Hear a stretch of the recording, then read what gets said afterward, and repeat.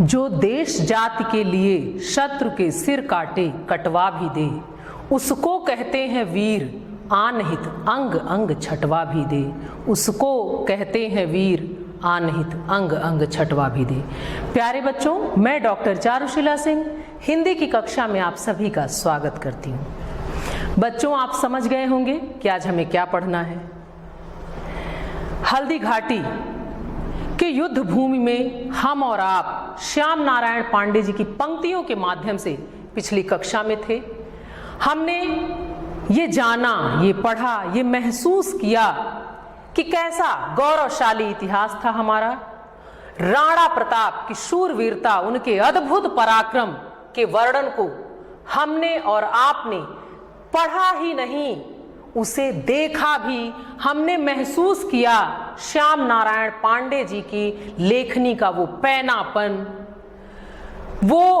पैनापन इस तरह से था, वो शब्द चित्र शब्दों के माध्यम से इस तरह हमारे समक्ष आए कि ऐसा प्रतीत हुआ कि हम और आप हल्दी घाटी के युद्ध को अपनी आंखों से देख रहे हैं, उसको महसूस कर रहे हैं। उन पंक्तियों में वो रवानगी थी जो हमारी नसों में, हमारी आत्मा में, हमारे हृदय में प्रवाहित होती हुई सी महसूस हुई। आज पुनः शेष अंश को हम पढ़ेंगे और श्याम नारायण पांडे जी की जितनी भी उपलब्धियां हमने सुनी हैं, हल्दी घाटी की जितनी चर्चाएं सुनी हैं, उसको हमने महसूस किया था।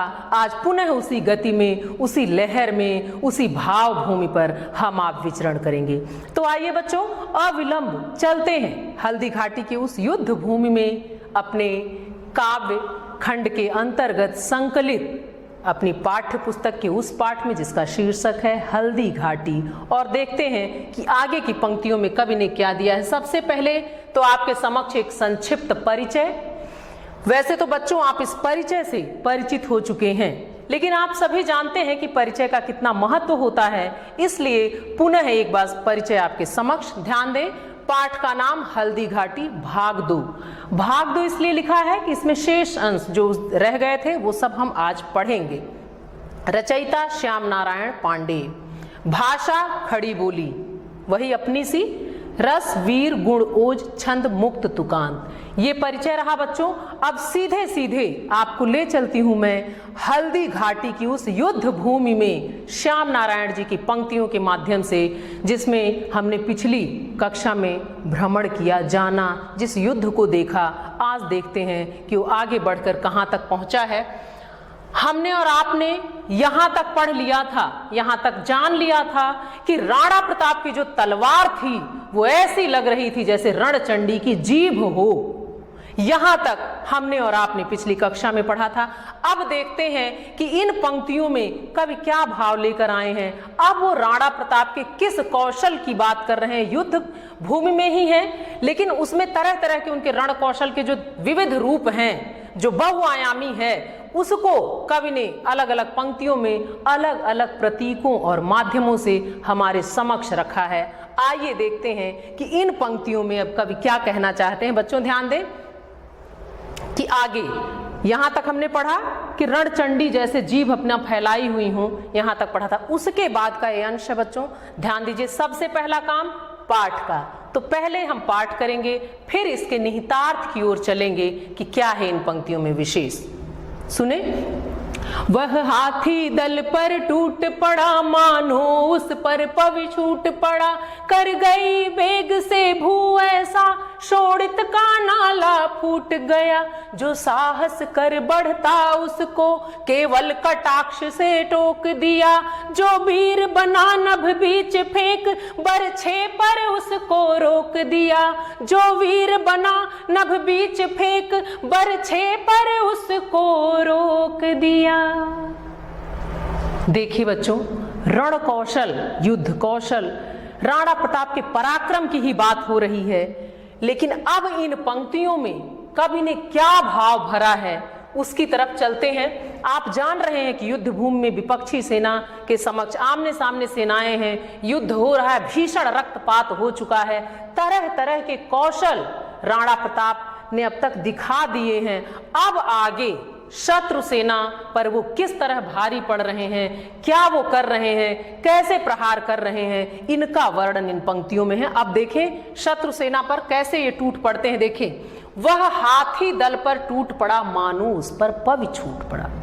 कवि कहते हैं कि जो शत्रु की सेना है उसमें जो हाथियों का दल है, समूह है, उस पर इस तरह राणा प्रताप टूट पड़ते हैं कि ऐसा प्रतीत हो रहा है, वो उस वेग से चलते हैं कि ऐसा लगता है मानो उस पर पवि छूट पड़ा। पवि मतलब भाला, कि ऐसा लग रहा है जैसे तेजी से भाले का प्रहार हो गया हो। इतनी तेज ये प्रहार करते हैं हाथियों के दल पर, ऐसे टूट पड़े हैं कि ऐसा लग रहा है मानो वेग से किसी ने भाले को फेंक दिया हो, वेग के साथ भाला पहुंच गया हो। और जब वो हाथियों के समूह में पहुंचा तो फिर क्या प्रतिक्रिया होती है, कर गई वेग से भू ऐसा शोणित का नाला फूट पड़ा।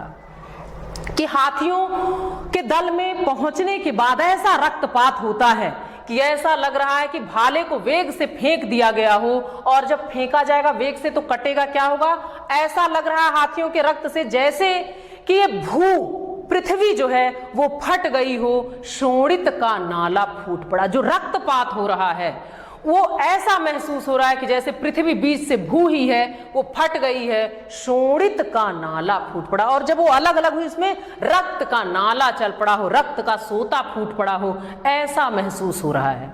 पुनः एक बार देखें, वह हाथी दल पर टूट पड़ा, मानो उस पर पवि छूट पड़ा। कवि कहते हैं कि राणा प्रताप शत्रु सेना के हाथी दल पर ऐसे टूट पड़ते हैं कि लगता है जैसे भाले से प्रहार कर दिया गया हो, और उसके वेग से ये पृथ्वी, ये धरती, वो क्षेत्र ही कट गया हो और उसमें से शोणित का नाला फूट पड़ा हो। ऐसा भीषण रक्तपात हो रहा है, ऐसे रक्त बह रहे हैं। आगे, जो साहस कर बढ़ता उसको केवल कटाक्ष से टोक दिया। बच्चों, शुरुआत में आपने महसूस किया कि अद्भुत पराक्रम का वर्णन किया गया, तो राणा प्रताप का जो कौशल है, जो शौर्य है, जो वीरता है, जो प्रतिक्रिया उनकी दिख रही थी, जो क्षण क्षण घोड़े से चढ़ना उतरना और तरह तरह के कौशल थे, वो शत्रु सेना को इतना डरा देते हैं कि अगर कोई विपक्षी इनकी तरफ बढ़ रहा है प्रहार करने के लिए, ध्यान दे तो कैसे डर जाता है। जो साहस कर बढ़ता उसको केवल कटाक्ष से टोक दिया, कि अगर विपक्षी सेना का कोई सैनिक साहस करके आगे भी बढ़ता है तो सिर्फ कटाक्ष, तिरछी नजर करके ही राणा प्रताप उसको रोक देते हैं, उसको डरा देते हैं, वहीं वो ठहर जाता है। जो वीर बना नभ बीच फेंक बरछे पर, उसको रोक दिया। लेकिन जो और वीरता दिखा रहा है, कुछ तो रुक जा रहे हैं। राणा प्रताप के कौशल से, उनके कटाक्ष से कुछ रुक गए, लेकिन कुछ जो आगे बढ़ रहे हैं उनको देखिए क्या कहते हैं कवि, जो वीर बना नभ बीच, कि अगर कोई वीर बनकर आगे बढ़ ही जा रहा है तो क्या करते हैं, उसको नभ बीच फेंक बरछे पर उसको रोक दिया। उसको अपना भाला फेंक कर बरछे के बीचों बीच ऐसे रोक रहे हैं, लग रहा है आकाश के बीच में, कि वो उधर से आ रहा है और इधर से इन्होंने फेंका तो ऐसा लग रहा है कि बरछे के बल पर ही उसको रोक दिया गया हो। लेकिन एक बात का आप ध्यान दें बच्चों, कि ऐसा युद्ध कौशल है कि वो इधर नहीं आने पा रहा है, चाहे कितना ही साहसी हो। कोई तो कटाक्ष से रुक जा रहा है और कोई बरछे के बल पर बीचों बीच आकाश में ही दिख रहा है, लेकिन वो इस तरफ प्रताप की सेना की तरफ नहीं आ पा रहा है। ऐसा अद्भुत कौशल राणा प्रताप का है कि वो हाथियों के समूह पर भी टूट पड़ते हैं और ऐसा रक्तपात होता है, ऐसा भीषण हलचल मचाते हैं कि लगता है पृथ्वी ही फट गई है और उसमें शोणित यानी रक्त का नाला बहने लगा है। जो साहस कर बढ़ता आगे, उसको कटाक्ष से रोक दिया, और जिसने भी साहस दिखाया, आगे बढ़ना चाहे, उसको तिरछी निगाह करके डरा कर अपने कटाक्ष से ही वो रोक देते हैं। वो वहीं ठहर जाता, फिर उसका हिम्मत नहीं होता कि वो आगे बढ़े। और जो साहस करके बढ़ा भी, वो बीचों बीच कहाँ रोक दिया गया, जो वीर बना नभ बीच फेंक बरछे पर उसको रोक दिया। उसको ऐसे आकाश के बीचों बीच बरछे के बल पर रोक दिया गया, उसको भी आगे नहीं बढ़ने दिया गया। तो ऐसा अद्भुत पराक्रम था। आइए बच्चों, अब देखते हैं इन पंक्तियों का काव्य सौंदर्य, कि क्या है इन पंक्तियों में विशेष। व्याख्या का ये अत्य आवश्यक पड़ाव होता है। आप जानते हैं कि इसके बिना व्याख्या पूर्ण नहीं होती है। देखें इन पंक्तियों में क्या था विशेष। राणा प्रताप की वीरता का अद्भुत वर्णन हुआ है। रस जो है वो वीर है। ये जो ओज, ये जो शौर्य आपको समझ में आ रहा है, जो दिख रहा है, जो महसूस कर रहे हैं, यही है वो वीर। छंद मुक्त तुकांत है, शैली ओजपूर्ण है, भाषा साहित्यिक खड़ी बोली है। आप महसूस कर रहे हैं, जो आपने परिचय में पढ़ा था कि इन्होंने परिष्कृत भाषा का प्रयोग किया है। आप जो भाषा पढ़ रहे हैं वो बहुत सहज है, बहुत सरल है, बहुत सधी हुई है। अलंकार, उपमा, अनुप्रास और अतिशयोक्ति। अतिशयोक्ति किसी बात को बढ़ा चढ़ाकर कहना, तो ये तीनों अलंकार यहाँ मिल रहे हैं भाव साम्य। पहले भी मैंने बताया था बच्चों, भाव साम्य अर्थात कुछ ऐसी पंक्तियां जिनकी समानता, अभी आपने जो पंक्तियां पढ़ी उनके भावों से जो भाव समान हो, जो एक जैसे मिलते जुलते हों, उनको भाव साम्य की पंक्तियों के रूप में लिया जाता है। कि अन्यत्र भी ऐसे ही कौशल का वर्णन कहीं हुआ हो तो वो पंक्तियां भाव साम्य की होंगी। यहाँ कुछ पंक्तियां आप ध्यान दें बच्चों। भाव साम्य में महाकवि भूषण ने छत्रसाल की वीरता का वर्णन इन पंक्तियों में किया है। वो पंक्तियां क्या हैं बच्चों, ध्यान से सुने। भुज भुज गेस की वह संगिनी भुजंगिनी सी, खेद खेद खाती दीह दारुण दलन। जो अभी आपने पढ़ा कि कैसा शत्रु सेना पर भारी पड़ रहे हैं, प्रताप की वीरता कैसी है कि चाहे वो हाथी दल हो और चाहे सेना हो, सब दोनों ही भयभीत हैं। किससे? अद्भुत पराक्रम देखकर, प्रताप के अद्भुत प्रताप से सभी डरे हुए हैं, सभी घबराए हुए हैं। उसका वर्णन आपने देखा कि कैसा भीषण रक्तपात हो रहा है, फिर भी उत्साह से भरे हुए राणा रण करते जा रहे हैं। चलिए बच्चों, अब अगली पंक्तियों की तरफ चलते हैं और देखते हैं कि कवि क्या लेकर आए हैं इन पंक्तियों में। वर्णन वही है कि अद्भुत रण कौशल जो है, विषय यही है, हमारा जो मूल भाव है वो यही है कि राणा प्रताप के अद्भुत रण कौशल का चित्रण किया गया है विविध विविध पंक्तियों के माध्यम से। आप जानते हैं महाकाव्य है, प्रबंधात्मकता एक इसकी बनी रहती है, वो खंडित नहीं होती है। और उसी क्रम में हम आप हल्दी घाटी का युद्ध पढ़ रहे हैं। चलिए अगली पंक्तियों में देखें कि कवि क्या बताना चाहते हैं। कवि क्या कह रहे हैं? राणा प्रताप के ही कौशल की बात है। क्षण क्षण उछल गया अरि घोड़े पर, क्षण लड़ा सो गया घोड़े पर, बैरी दल से लड़ते लड़ते क्षण खड़ा हो गया घोड़े पर, क्षण में गिरते रुंडों से, मदमस्त गजों के सुंडों से, घोड़ों के विकल वितुंडों से, पट गए भूमि नर मुंडों से, पट गई भूमि नर मुंडों से। कैसा रहा होगा बच्चों उस क्षेत्र का उस वक्त? हम और आप तो देख नहीं पा रहे हैं, लेकिन इन पंक्तियों के माध्यम से हम और आप, वो शब्द चित्रों के माध्यम से हम आप उस युद्ध की भीषणता को, उसकी भयानकता को, उसकी विकरालता को देख रहे हैं, जिसमें अद्भुत प्रताप प्रतिबिंबित हो रहा है महाराणा प्रताप का। और हम ये महसूस कर रहे हैं कि क्यों है ये मेवाड़ केसरी, क्यों इन्हें केसरी कहा गया। हम वैसा ही एक प्रताप जो किसी से डरता नहीं, वो शत्रु की सेना में भी होकर घुसकर चला जाता है, लेकिन क्षण भर के लिए भी चेहरे पर कोई डर, कोई भय ना हो, तो एक ऐसा प्रताप जिसमें है वो है महाराणा प्रताप। और इन पंक्तियों में देखें उनके अद्भुत रण कौशल की बात कही गई कि कैसे वो शत्रु सेना को अचंभित कर रहे हैं, किस तरह का कौशल दिखा रहे हैं, वो शूरवीरता, वो पराक्रम जो शब्दों में, जो बातों में, जो किंवदंतियों में हमने सुना है, आज हम और आप हल्दी घाटी के माध्यम से उसको पढ़ रहे हैं और महसूस कर रहे हैं। अद्भुत पंक्तियां हैं शौर्य की, अद्भुत है ये भारत भूमि, निसंदेह ये वीर भूमि के वो वीर हैं जिनके पराक्रम को, जिनके शौर्य को भुला पाना संभव नहीं है। ये हमारे गर्व हैं, ये हमारे अभिमान हैं, हमारे स्वाभिमान हैं। आइए देखते हैं कि अगली पंक्तियों में क्या कह रहे हैं। क्षण उछल गया अरि घोड़े पर, क्षण लड़ा सो गया घोड़े पर। राणा प्रताप के कौशल की बात की जा रही है कि इनका कौशल ऐसा था कि ये घोड़े पर बैठे बैठे ही तरह तरह के कौशल कर लेते थे। अगर कोई शत्रु, अरि मतलब होता है शत्रु, अगर कोई शत्रु इनकी तरफ बढ़ता भी था तो क्षण भर में उसको घोड़े पर ही ढेर कर देते थे। क्षण लड़ा सो गया घोड़े पर, वो विपक्षी सेना का जो शत्रु है वो घोड़े पर ही ढेर हो जाता था। और बैरी दल से लड़ते लड़ते क्षण खड़ा हो गया घोड़े पर। और अपना भी कौशल, यहां देखिए दो तरह के भाव कि घोड़े पर वो शत्रु सेना भी सो गई। जो भी व्यक्ति आगे बढ़ा, जो सैनिक बढ़ता है, वो क्षण भर लड़ा और वहीं अपने घोड़े पर वो ढेर हो गया, यानी राणा प्रताप ने उसको वहीं सुला दिया।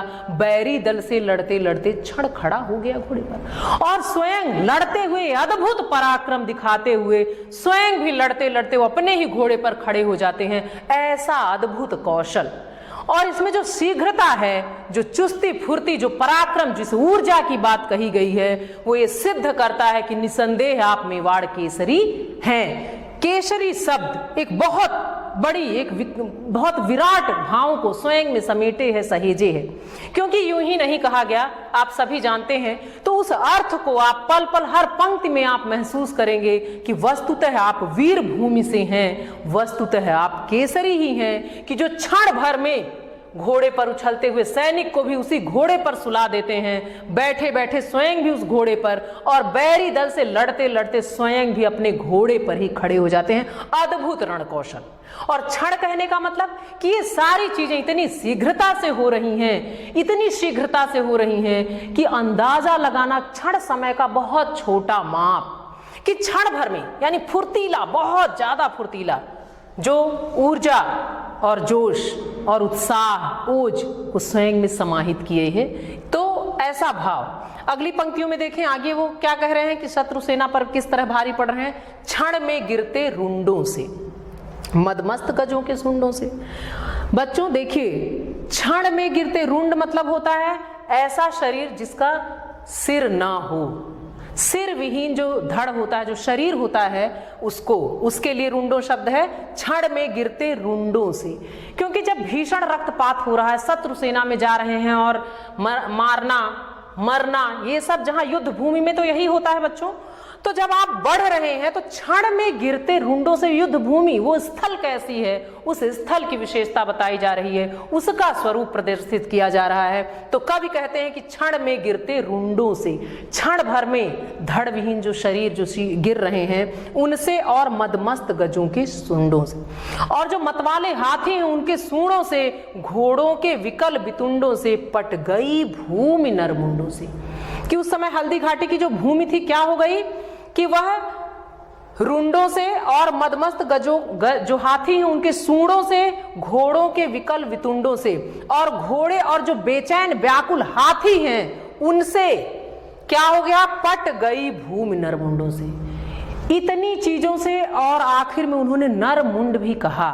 उन सैनिकों की बात जो युद्ध भूमि में है, उनके नरमुंड, नर मतलब होता है मनुष्य और मुंड मतलब शीश, शरीर।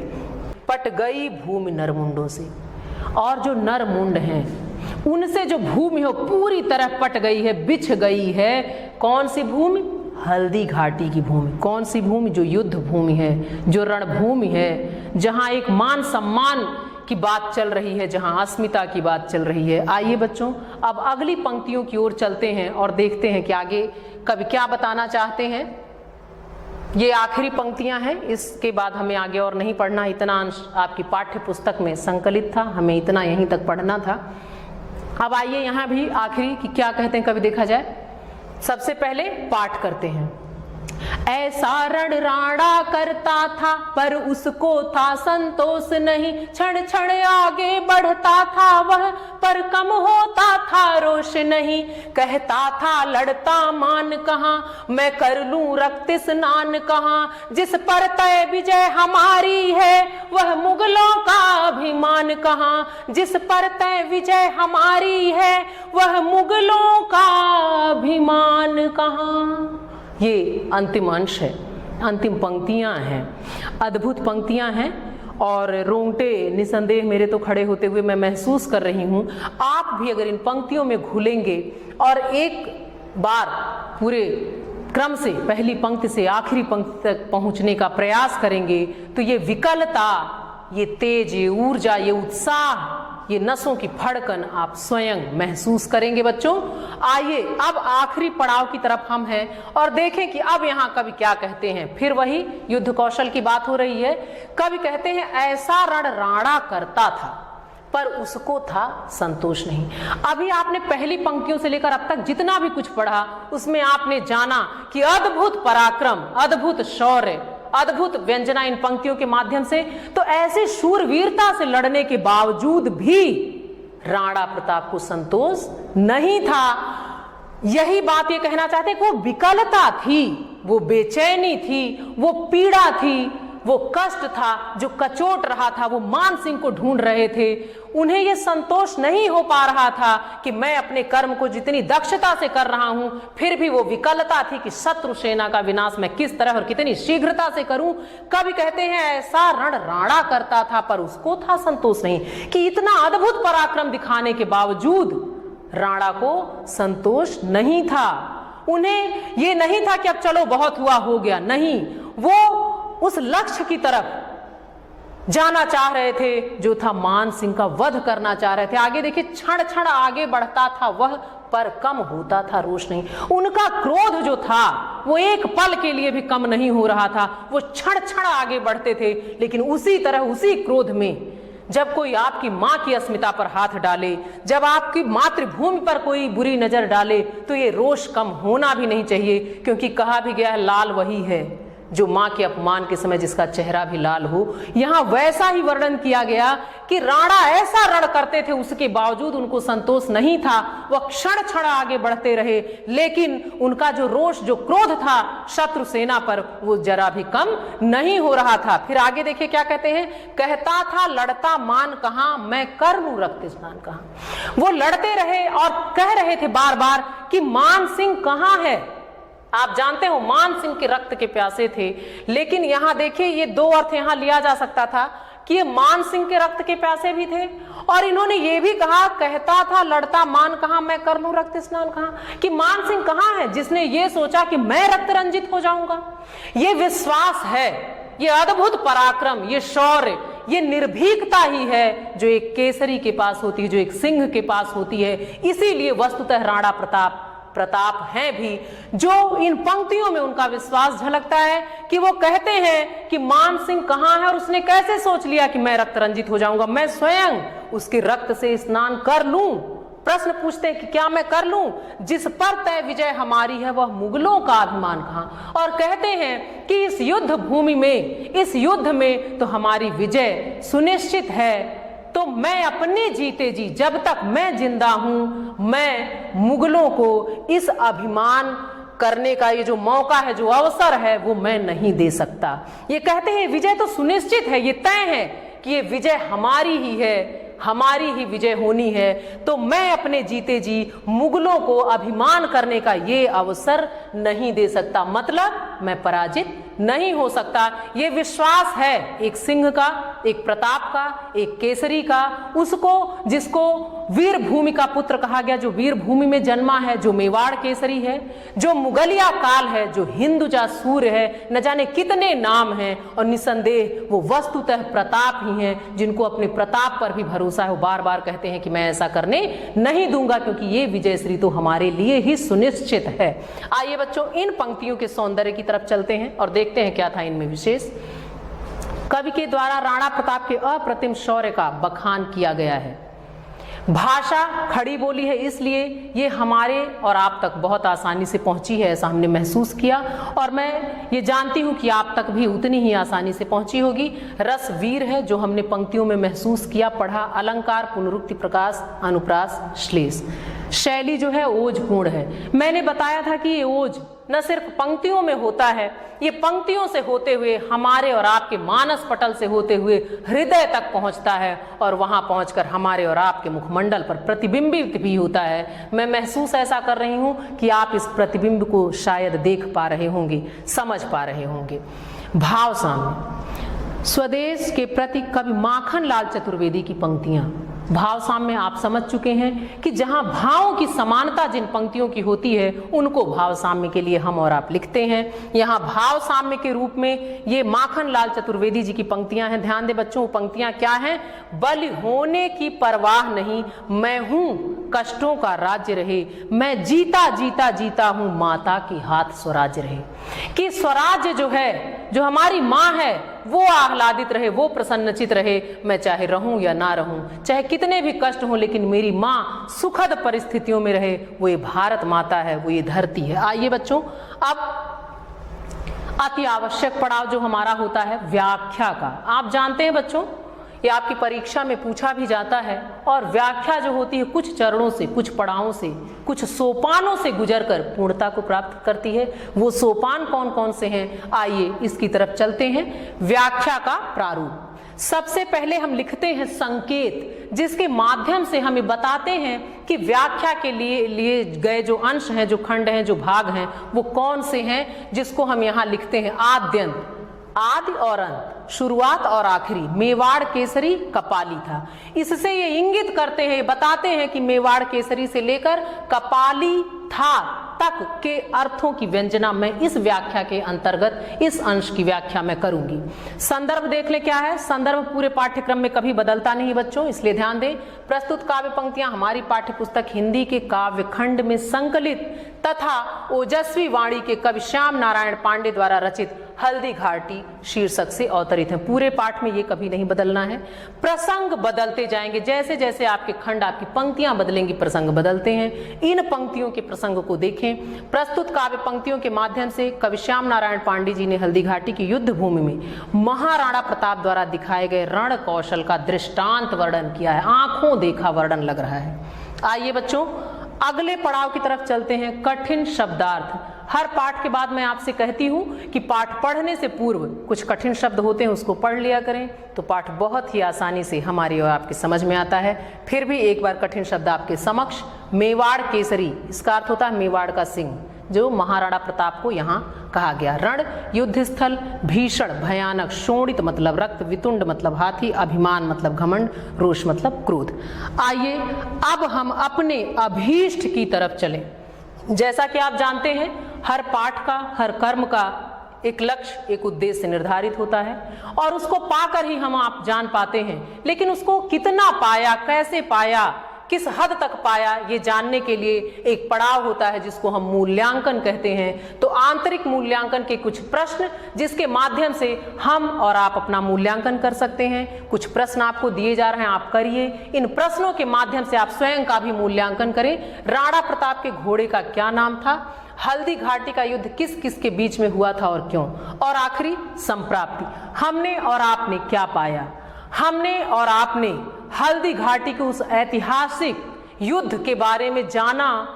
राणा प्रताप के अद्भुत कौशल से हम और आप परिचित हुए। कवि की लेखनी की धार से परिचित हुए।